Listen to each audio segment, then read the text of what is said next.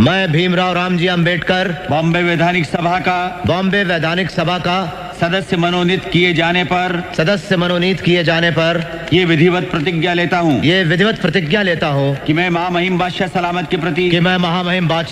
के प्रति पूरी निष्ठा और आस्था रखूंगा जैसे कानूनन स्थापित है और मैं ब्रिटिश सरकार के प्रभुत्व और एकता का समर्थन करूंगा। हमें अपना आंदोलन कोंकण से शुरू करना चाहिए। यह जगह बॉम्बे लेजिस्लेटिव काउंसिल के बोले प्रस्ताव के अंतर्गत आती है, जो कि अछूतों को सार्वजनिक जलाशयों से पानी पीने की इजाजत देता है। हम लोग महाड आंदोलन की शुरुआत चौदार तालाब को अछूतों के उपयोग के लिए खोलकर करेंगे। यहां से एक सामाजिक विद्रोह की शुरुआत होगी। और देखो, सहस्त्रबुद्धे, चित्रे और टिप्पणिस, तुम लोग गांव-गांव में जाकर हजारों की संख्या में लोगों को इकट्ठा करो।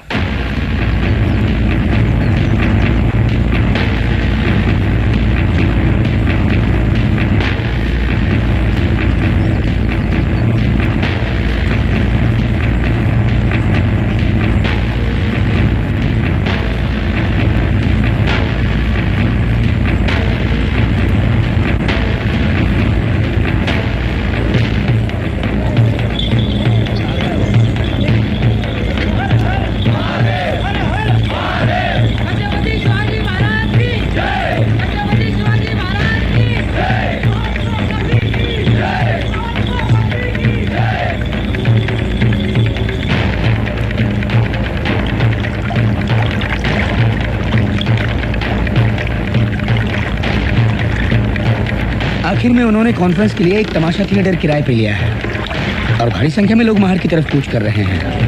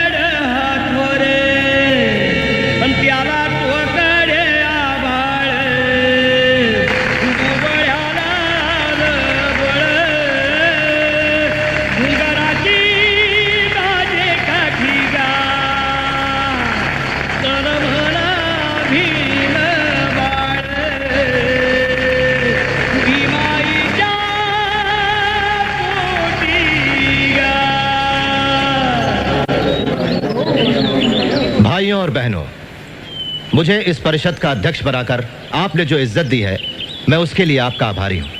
यहां आकर बड़ी खुशी हुई। मैंने अपनी पढ़ाई का पहला अक्षर दापोली में ही सीखा। वो जगह सभी की यादों में बस जाती है जहां अपना बचपन बीता हो। लेकिन मुझे एक बात का दुख भी है कि हम सदियों से नाइंसाफी बर्दाश्त करते आए हैं। मेरी आपसे सलाह है कि उतार फेंकिए वो गंदा रहन सहन और बाहर निकलिए उस नर्क से जिसमें रहने के लिए सवर्ण हिंदुओं ने हमें मजबूर किया है। तो शिक्षित बने, संघर्ष करें और खुद को संगठित करें। अपने ऊपर भरोसा कीजिए और साफ सुथरे रहिए। मैं चाहता हूं कि आप आज ये प्रतिज्ञा करें कि अब से सड़ा गला मांस नहीं खाएंगे, जूठन नहीं उठाएंगे। अपने बच्चों को पढ़ाइए, उनके अंदर यह भावना पैदा कीजिए कि जिंदगी में उन्हें बड़ा आदमी बनना है। क्योंकि हमारी लड़ाई सत्ता या दौलत पाने की नहीं है, अपनी आजादी और आत्मसम्मान पाने की है। हम इंसाफ की राह पर हैं, इसलिए इस लड़ाई में हमारी हार का सवाल ही नहीं।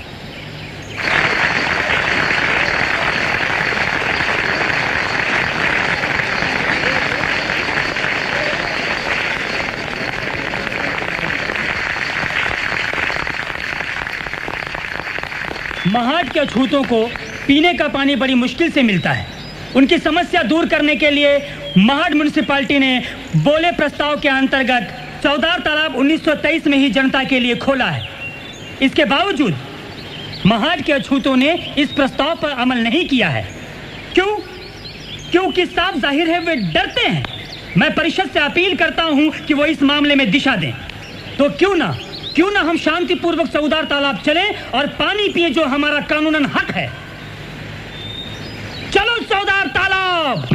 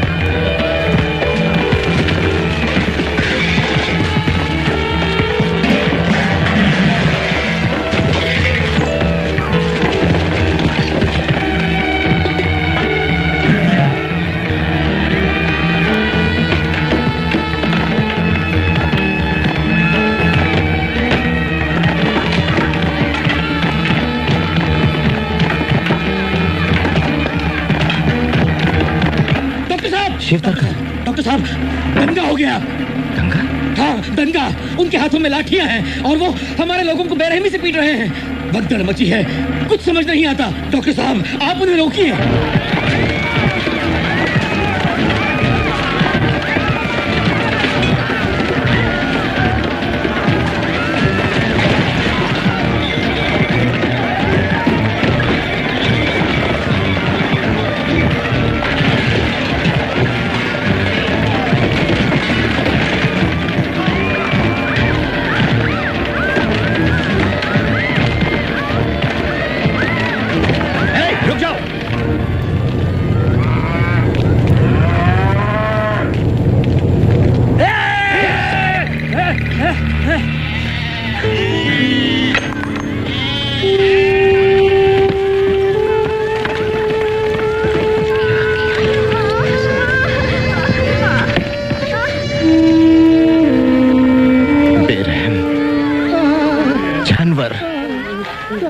कितने वहशी हैं ये लोग।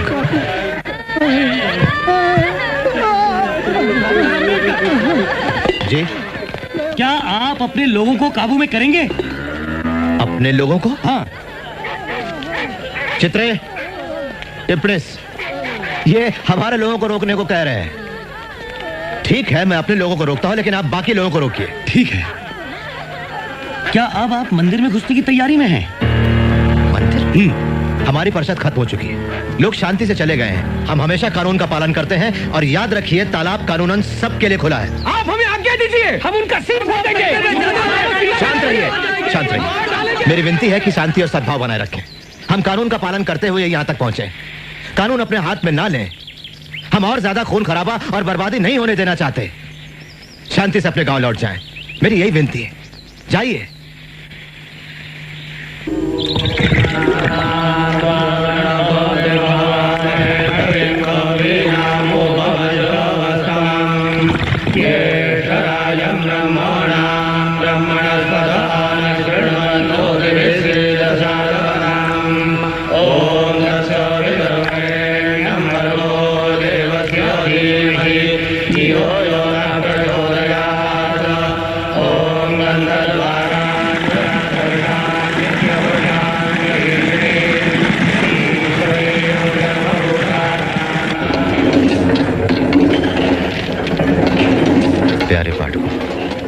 मूक नायक को बंद करना पड़ा। उसकी जगह मैं एक नया पाक्षिक शुरू कर रहा हूं, जिसका नाम होगा बहिष्कृत भारत, जो पीड़ित वर्ग की शिकायतों को आवाज देगा। मैं दूसरी उपजातियों से भी अनुरोध करूंगा कि वो एक होकर महाड के सत्याग्रह को मजबूत बनाए। आपके लिए टेलीग्राम है अमेरिका से। आपको बधाई दी है। लिखा है आपने एक अभूतपूर्व सामाजिक क्रांति की नींव रख दी है। क्या उन्हें ये मालूम नहीं कि तालाब शुद्ध कर दिया गया है?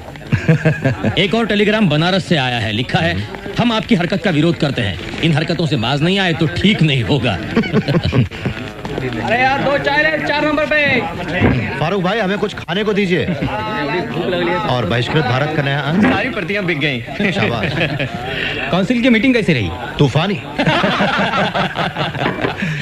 तो बताओ, क्या स्थिति है महाड में? मोरे, सवर्णों ने उन अछूतों के बहिष्कार की घोषणा की है जो महाड आए थे। वहाँ के सारे गांव में हमारे लोगों को कड़ी परेशानियों का सामना करना पड़ रहा है। सवर्ण उन्हें अनाज तक नहीं देते। कोई ना कोई बहाना ढूंढकर मारपीट करते रहते हैं। कईयों को तो जेल में डाल दिया है। उन्होंने मुझे भी इतना मारा कि उनके नसीब में है सिर्फ धमकियां और अत्याचार। और महाड म्युनिसिपल काउंसिल ने तो प्रस्ताव पास किया है कि 14 टैंक अछूतों के लिए बिल्कुल खोला नहीं जाएगा। जानलेवा बीमारियों का इलाज सख्ती से करना पड़ता है। भाइयों और बहनों, ये पत्र गैर ब्राह्मण आंदोलन के नेता श्रीमान जवड़कर की तरफ से आया है। लिखते हैं, हम महाराष्ट्र के गैर ब्राह्मण नेता ये घोषणा करते हैं कि आपके सत्याग्रह को हम तन मन से सहयोग देंगे, लेकिन एक शर्त है, कोई ब्राह्मण इस आंदोलन में शामिल नहीं होगा।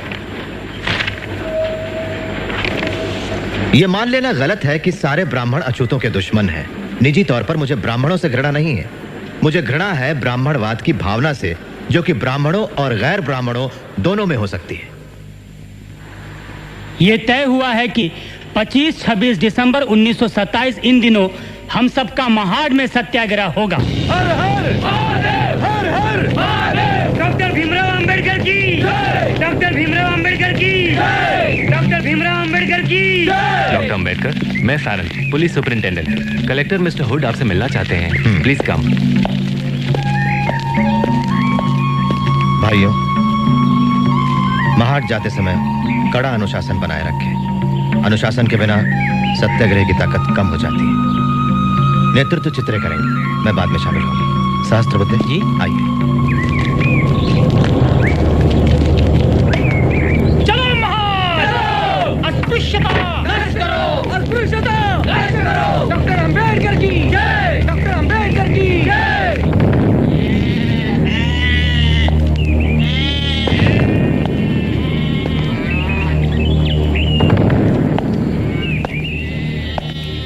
नजर रखना कि कोई टैंक के नजदीक आने ना पाए, ठीक है?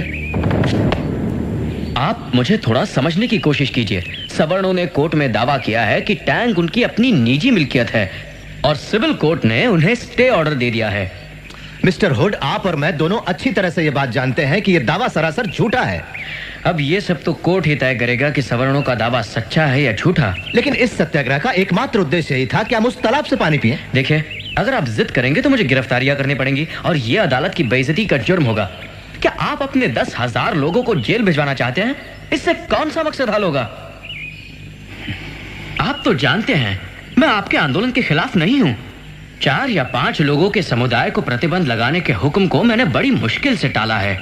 थैंक यू, हम आपके आभारी हैं। क्या मैं आप लोगों की कॉन्फ्रेंस में बात कर सकता हूं? बस चंद मिनटों के लिए, जुलूस के टैंक की तरफ निकलने से पहले। यह हो सकता है। अब इजाजत दीजिए, वहां बहुत सारे लोग इंतजार में होंगे। Thank you.